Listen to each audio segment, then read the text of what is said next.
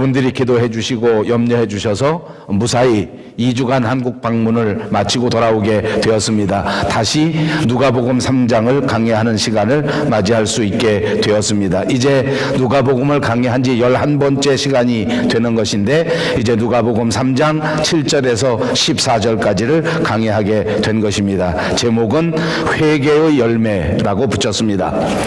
이제 우리가 열매를 보면 그 나무를 알 수 있게 되어 있습니다. 마찬가지로 우리의 삶을 보게 되면 그 사람이 누구인가 하는 것을 알 수가 있는 것과 같습니다. 이런 측면에서 볼 때 우리 기독교회는 또 우리 기독교회가 보여주고 있는 삶의 모습들은 참으로 안타깝기가 그지없습니다.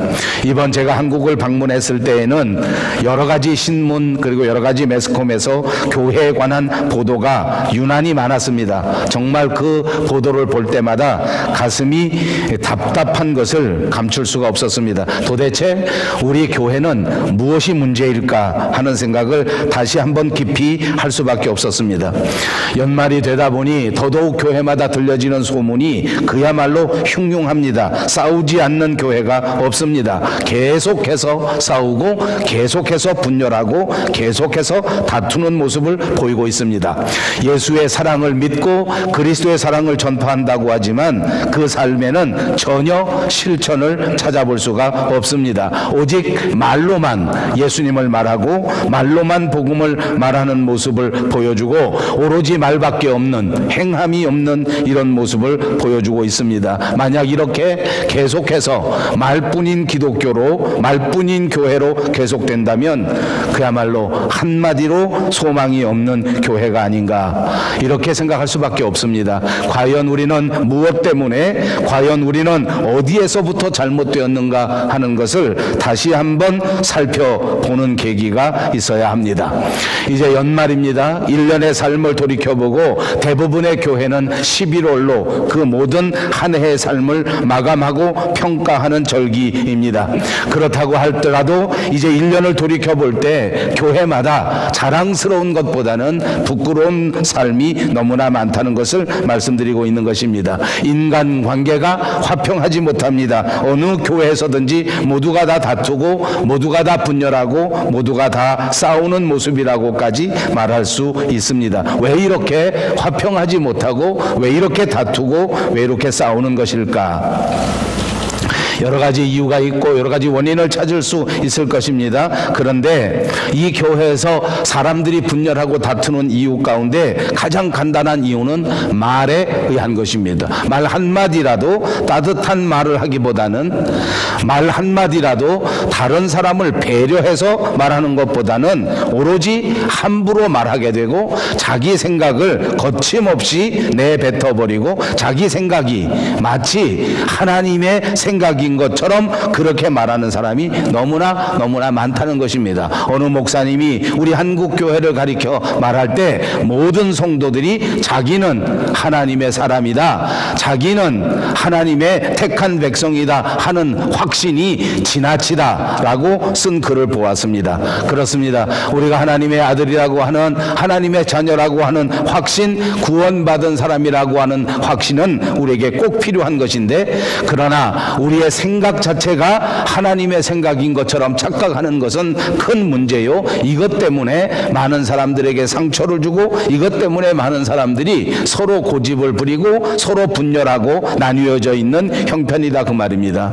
오히려 성경에서는 우리가 말을 할 때 덕을 끼쳐야 하고 오히려 성경에서는 우리가 말을 할 때 조심스럽게 말하여야 하고 성경은 우리에게 말씀할 때에 은혜로운 말을 해야 한다고 가르쳐주고 있습니다. 우리가 기독교인이라고 하면서도 이렇게 은혜롭게 말하고 덕스럽게 말하고 겸손하게 말하지 못한다면 그것은 그리스도인이라고 말할 수가 없을 것입니다. 기독교인이라고 하면서 성경의 말씀은 지키지 않고 오직 자기 생각만 가지고 산다고 하면 그것은 이름만 기독교인이요 이름만 크리스찬이지 실제는 크리스찬이 아니다 그 말입니다.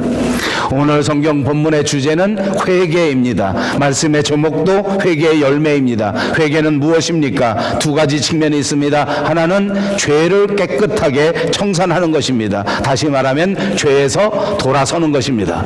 두 번째 회개의 중요한 요소는 하나님 앞으로 나아가는 것입니다. 죄를 청산했으면, 죄에서 돌아섰으면 이제부터 부지런히 하나님 앞에 나아가야 한다는 말입니다. 어떤 사람은 죄는 청산했지만 그 자리에서 꼼짝 않고 주저앉아 있는 모습을 보입니다. 진정한 회개가 아니라는 말입니다. 어떤 사람은 죄는 청산하지 않은 채 분주하게 정신없이 그냥 교회만 뛰어다니면서 따라다닙니다. 이것도 온전한 회개는 아닙니다. 회개가 없이는 신앙이 출발할 수 없다는 것을 기억하시기를 바랍니다. 참다운 회개가 없이는 참다운 그리스도인이 되지 못합니다. 오늘 성경 본문에는 이런 참다운 회개가 없이 살아가는 유대인들의 모습이 등장하고 있습니다. 이 사람들은 그리스도인이라고 말하지만, 하나님의 자녀라고 말하지만 참된 회개를 하지 않았기 때문에 그들의 삶은, 그들의 모습은 그토록 바람직하지 못합니다. 이들은 모두가 다 아브라함의 자손이라고 하는 철저한 선민의식 속에 살았습니다. 자신들은 하나님이 택한 백성이요 하나님의 자랑스러운 아들이기 때문에 이 세상 사람들과는 분명히 다르다 하는 의식을 가지고 있었습니다. 거기까지는 그런대로 괜찮은데 그 의식 속에 나는 회개도 필요하지 않다라고 생각한 것이 문제란 말입니다. 이것은 말 그대로 착각입니다. 유대인의 자녀라고 생각하면서 나는 기도가 필요하지 않다, 나는 경건 생활도 필요하지 않다, 나는 겸손한 것도 필요하지 않다, 나는 그저 내 마음대로 나가서 행동해도 된다라고 하는 착각 속에 살았던 유대인입니다. 자신들에게 닥쳐온 마치 발끝에 다가온 도끼, 그 엄청난 심판의 진노가 임한다고 하는 사실을 까맣게 잊어버리고 살아가는 모습입니다. 이미 도끼가 나무 뿌리에 놓여 있는데도 불구하고 그들은 아무것도 모른 채 세상을 살았습니다. 말씀을 듣습니다. 그런데 그 말씀이 자기 자신에게 필요한 말씀이라고 생각하지 않는단 말입니다. 예배를 드립니다. 그러나 자기 스스로가 하나님의 말씀 앞에 자기의 삶을 겸손하게 내려놓아야 한다는 사실을 전혀 깨닫지 못합니다. 다른 사람은 이 말을 꼭 들어야 되겠다고 생각합니다. 다른 사람은 이 말을 듣고 반드시 회개해서 새롭게 변화돼야 된다고 생각하면서 자기 자신은 이 말씀에 해당되지 않는다고 생각하는 자들이 바로 오늘 성경 본문에 나오는 유대인들의 모습입니다.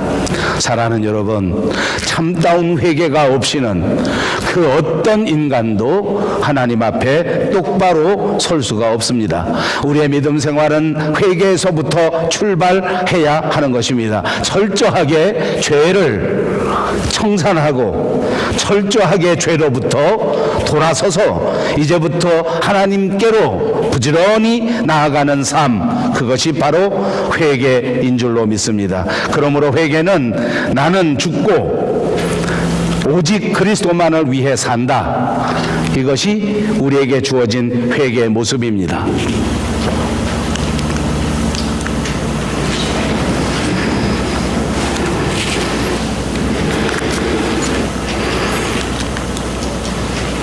우리 한번 다 같이 한 음성으로 하겠습니다. 회개는 나는 죽고 오직 그리스도만을 위해 산다는 것이다. 그 말은 다시 말하면 내가 죽었기 때문에 나는 내 마음대로 사는 것이 아니라 그 말입니다. 내 마음대로 사는 것이 아니고 내 생각대로 사는 것이 아니고 오직 주님의 인도하심을 받고 살겠다라고 결심하는 것, 그것이 바로 회개입니다. 죄가 무엇입니까? 반대로 말하면 하나님께서 인도하시는 삶을 거부하고 여전히 자기 인생은 자기 마음대로 살겠다 하는 것입니다. 그러므로 만약 여러분들의 마음속에 아직도 하나님의 말씀을 따르기보다는 나는 그냥 이대로 살겠다라는 생각을 가졌다면 그것이 하나님 앞에 반드시 청산해야 할 죄다라고 생각하시면 되겠습니다. 두 번째 있습니다. 회개의 열매란, 다 같이 읽습니다. 회개의 열매란 삶의 구체적인 변화를 보여주라는 것입니다. 회개의 열매라고 하는 것은 삶에서 구체적인 변화를 보여주라는 것이다.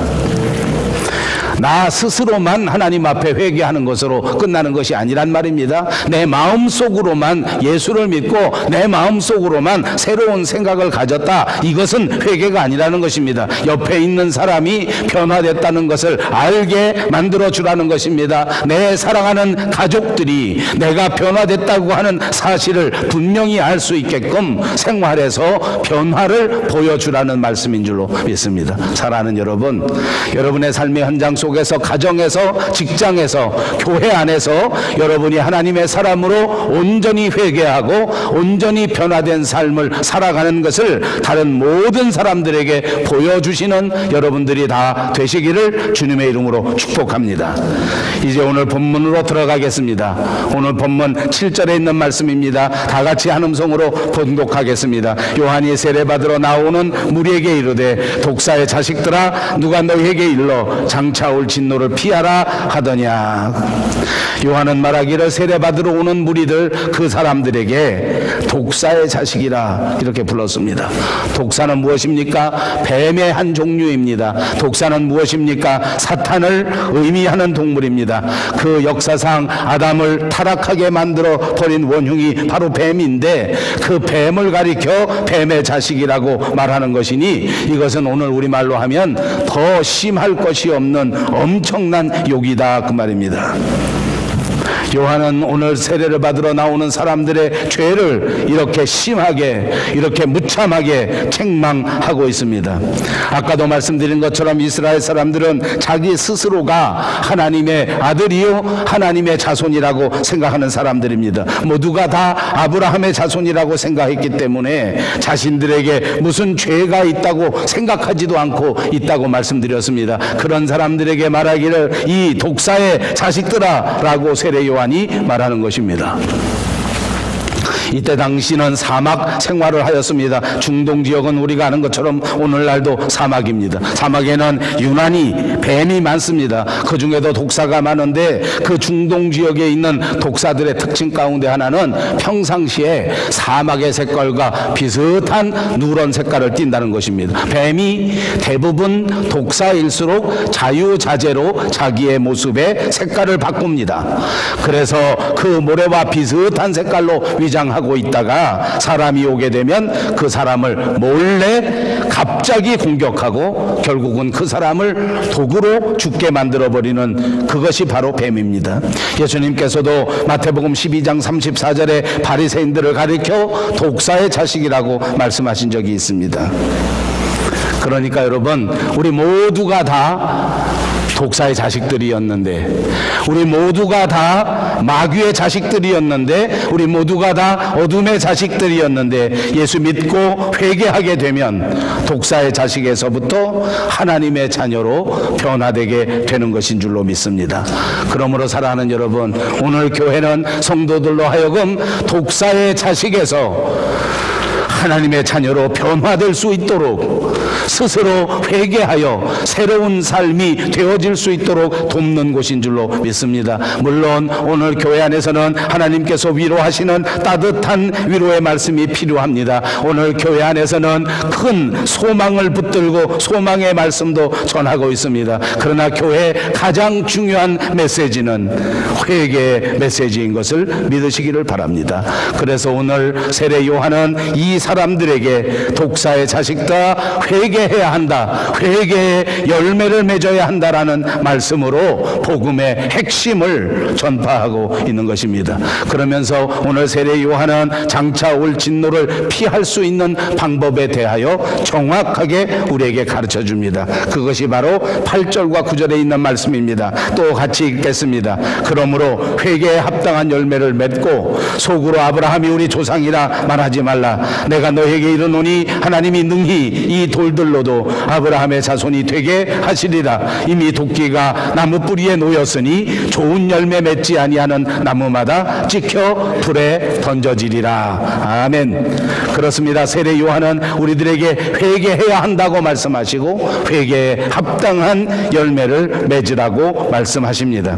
하나님은 열매 맺는 자들을 기뻐하시고 하나님은 열매 맺지 않는 자들을 심판하신다는 말입니다. 이미 심판의 도끼가 나무 뿌리에 놓여 있습니다. 임박했다는 것을 말씀하고 있습니다. 하나님께서는 도끼를 가지고 이제 회개하지 않는 나무, 회개하지 않는 사람들의 뿌리를 완전히 잘라 버리실 것입니다. 그러므로 우리는 이제 더더욱 경성한 마음으로, 더더욱 조심스러운 마음으로 근본적인 잘못을 깨달아 회개하는 그리스도인이 되어야 될 줄로 믿습니다.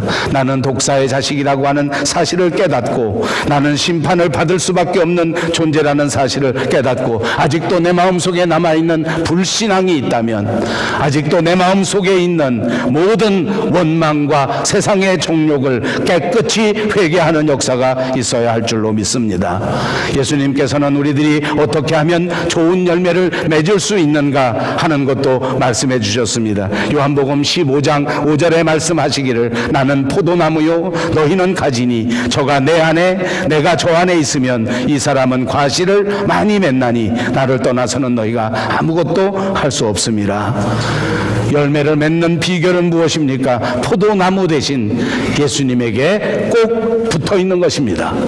나무가 되시는 예수님 안에 거하는 것입니다. 거한다는 말은 무엇입니까? 함께 산다는 것입니다. 거한다는 말은 무엇입니까? 지속적인 것입니다.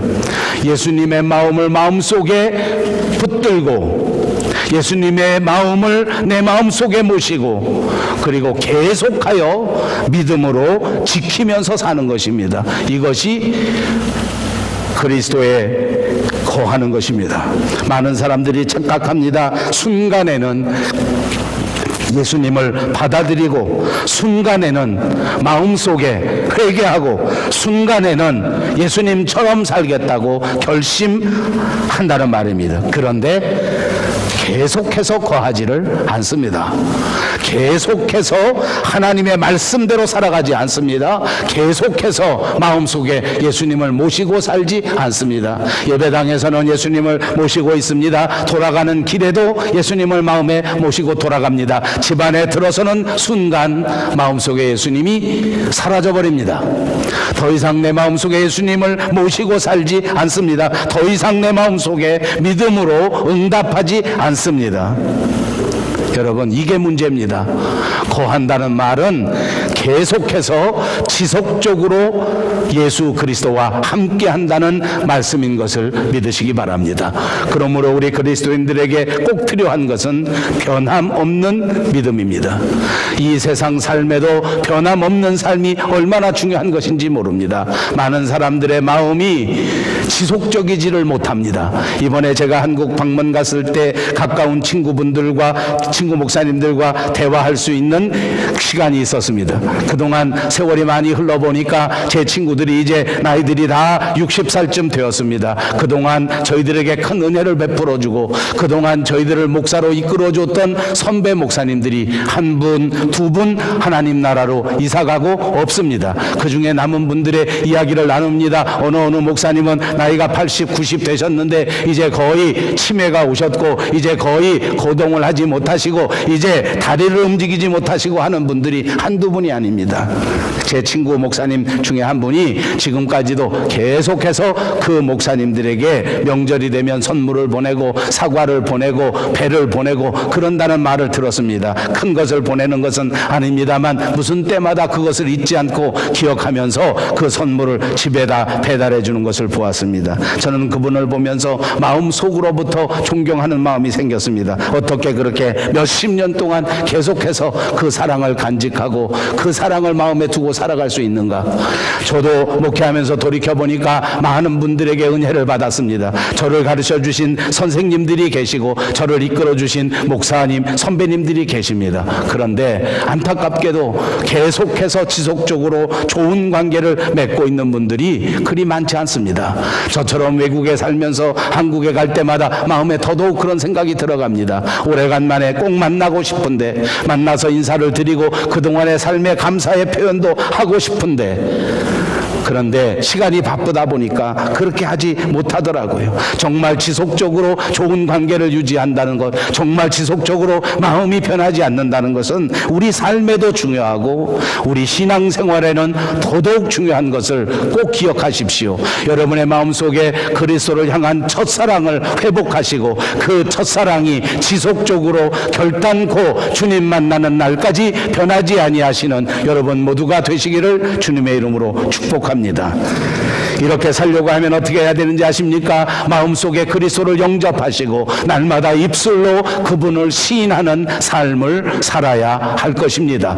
날마다 마음속에 계시는 주님을 떠올리십시오. 그리고 입술로 이 예수님을 증거하십시오. 부정적인 말을 하지 마십시오. 원망의 말을 하지 마십시오. 감사의 말씀으로 그리스도를 증거하는 저와 여러분들이 되시기를 바랍니다.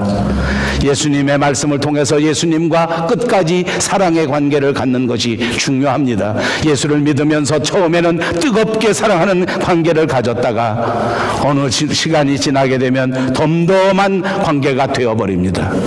제가 이번에 가보니까 저와 아주 가까운 교인 한 분이 계셨는데 결혼한 지 20년 지나게 되니까 같이 사는 것이 그렇게 부담스럽다 하는 말을 들었습니다.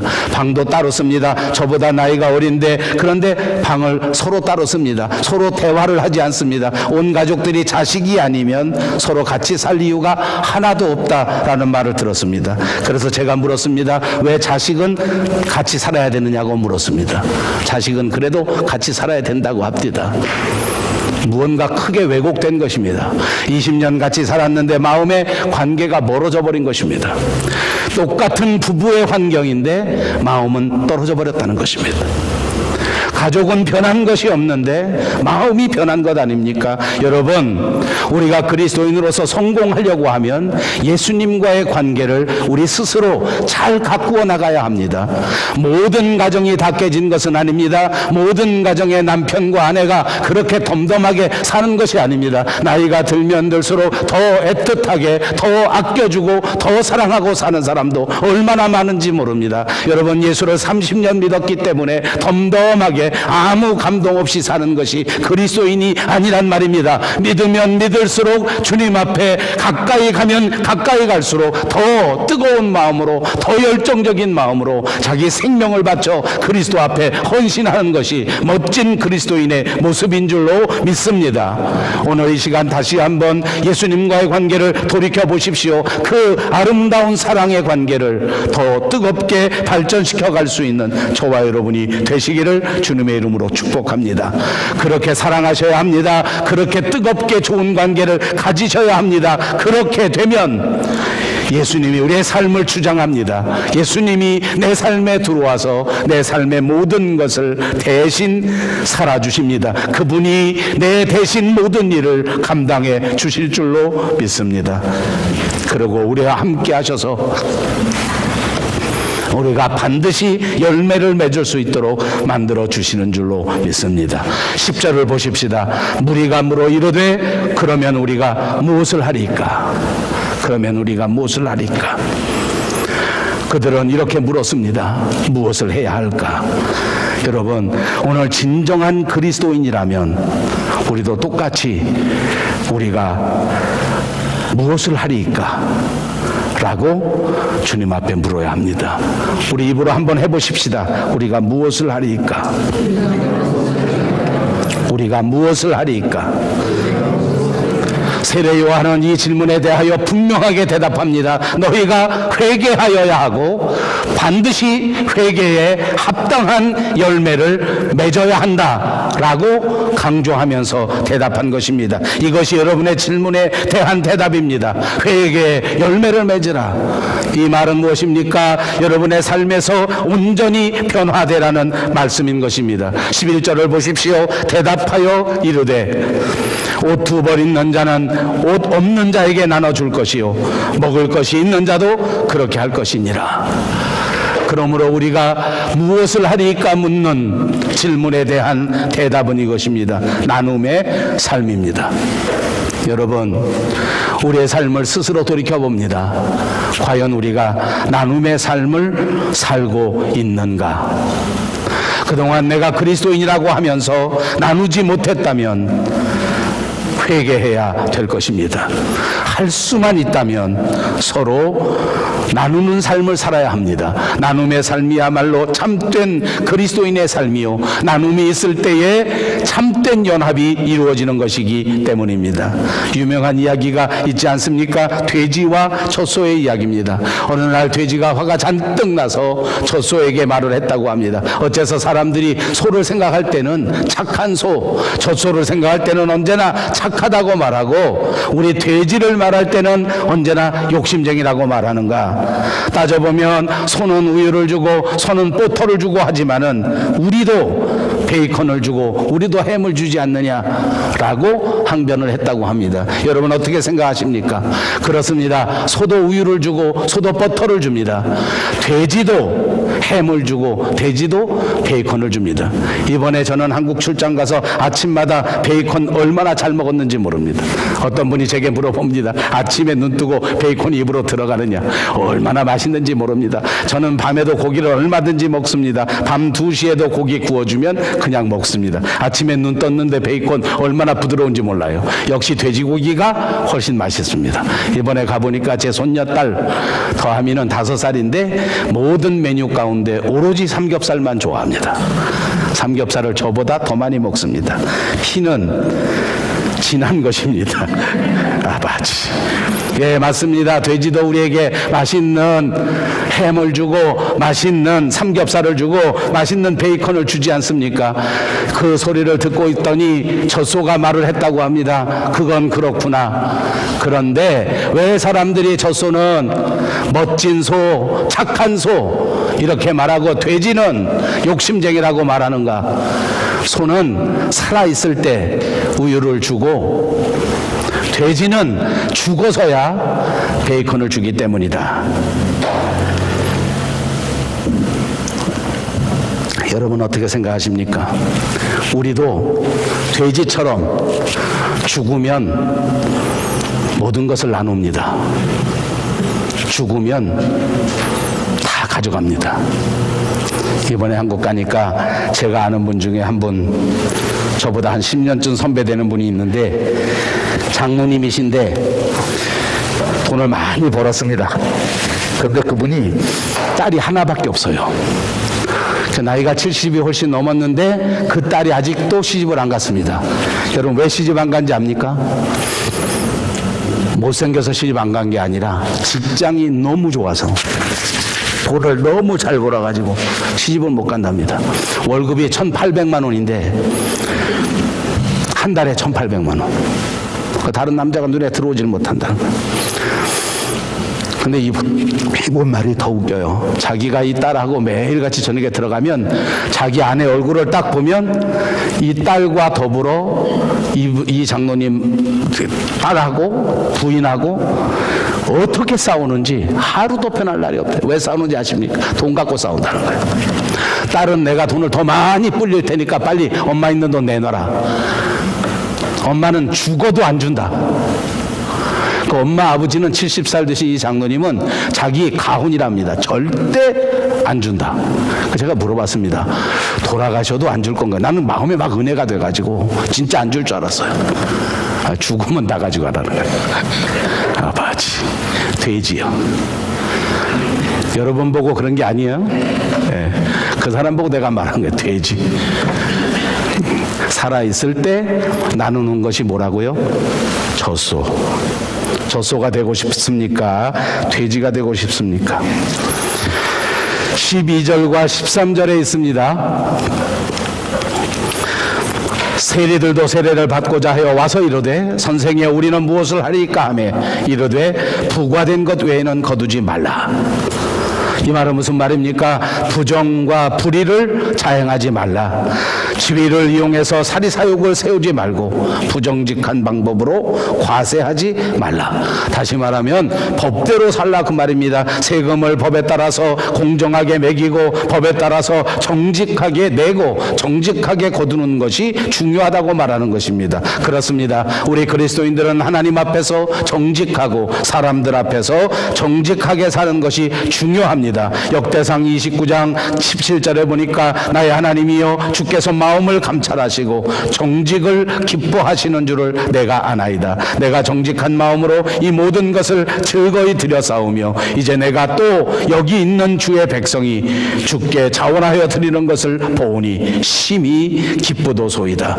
그렇습니다. 하나님은 정직한 자를 기뻐하시고 부정직한 자는 회개하도록 만드시는 분인 줄로 믿습니다. 그러므로 이제부터 우리는 부정직했던 태도를 하나님 앞에 회개하고 정직한 삶으로 변화되어야 될 줄로 믿습니다. 마지막 14절입니다. 군인들도 물어 이르되 우리는 무엇을 하리까 하매 이르되 사람에게서 강탈하지 말며 거짓으로 고발하지 말고 받는 급료를 족한 줄로 알라 하니라. 신분을 남용해서 부를 취득하지 말라는 것입니다. 옛날이나 지금이나 군인들은 월급이 그리 많지 않은 것 같습니다. 이때 당시에도 군인들에게는 보수가 그렇게 많지 않았습니다. 그래서 보수가 적다고 느끼기 때문에 권한을 이용해서 다른 사람을 윽박지르고 다른 사람에게 돈을 뺏어서 주머니를 채웠던 일이 많이 있었습니다. 그래서 이때 세례 요한은 말하기를 받는 급료를 족한 줄로 알라. 그렇습니다. 여러분, 이 대목에서 우리는 정말 깊은 성찰이 있어야 합니다. 우리 모두가 다 조금이라도 더 많이 받기를 바라고 있습니다. 조금이라도 더 많이 벌어야 된다고 생각합니다. 나는 부족하게 받고 있다고 생각하는 사람들이 많습니다. 그러나 오늘 세례 요한을 통하여 우리에게 주신 것은 내가 받는 급료를 족한 줄로 알라.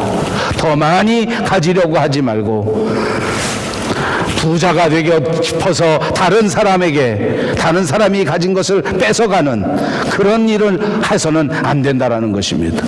받는 것으로 만족해야 한다. 저는 이번 한국 출장을 다니면서 이 대목의 설교 준비를 할 때 제 자신에게 깊은 은혜를 받았습니다. 받는 것을 만족하게 여기는 것, 그것이 성숙한 그리스도인의 삶이다. 그렇습니다. 지나친 욕심에서 벗어나야 합니다. 오늘 우리 그리스도인의 문제는 바로 이것입니다. 지나친 욕망입니다. 이미 누리고 있는 것이 넉넉한데도 우리는 부족하다고 생각합니다. 우리의 삶을 스스로 부족하다고 여기지 말고 스스로 욕망에서부터 벗어나야 합니다. 돈의 욕망에서 벗어나십시오. 건강의 욕망에서 벗어나십시오. 조금 약해도 괜찮습니다. 조금 모자라도 괜찮습니다. 얼마든지 하나님 앞에서 행복한 신앙의 삶을 통하여 하나님께 영광을 돌릴 수 있다는 사실을 믿으시기를 바랍니다. 예수를 영접하고 죄사함 받은 사람이면 어떻게 해야 되겠느냐 하는 질문이 필요하고 그 질문에 대한 세례 요한의 답변을 그대로 실천하는 것이 너무나 필요합니다. 그리스도인이 되었다고 하는 것은 무엇을 받는 것을 말하는 것이 아닙니다. 세례를 받았다는 것은 무엇을 받는 것을 의미하는 것이 아닙니다. 세례를 받은 사람은 이제부터 어떻게 살아야 하는 숙제가 있는 것입니다. 신앙의 삶을 받아들인 사람은 지금부터 내가 어떻게 살아야 하느냐 하는 숙제를 받은 것입니다. 과거와는 전혀 달라진 것이 없이 예수 믿고 더 많이 욕심부리고 예수 믿고 더 많은 것을 바라보기만 한다고 하면 그는 올바른 그리스도인이 아닙니다. 회개의 증거가 있어야 하고 회개의 열매가 있어야 합니다. 변화가 있어야 합니다. 여러분, 도끼가 이미 나무 뿌리에 놓였습니다.